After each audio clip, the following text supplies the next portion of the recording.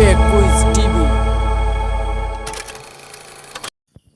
অনেক মানুষের জীবনেই এমন কিছু দুর্ঘটনা ঘটে যা তাদেরকে পরবর্তীতে আলোর পথ দেখিয়ে দেয়।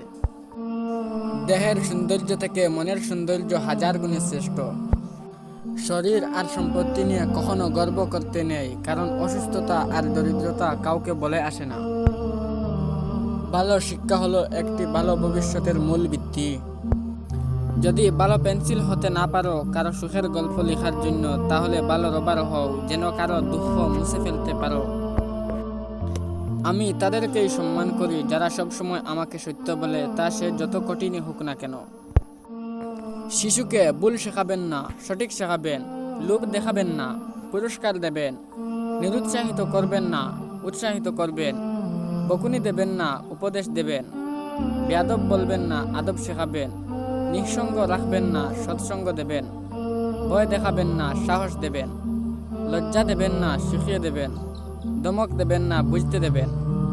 মিথ্যা বলবেন না, সত্য বলবেন। গালি দেবেন না, স্নেহ করবেন।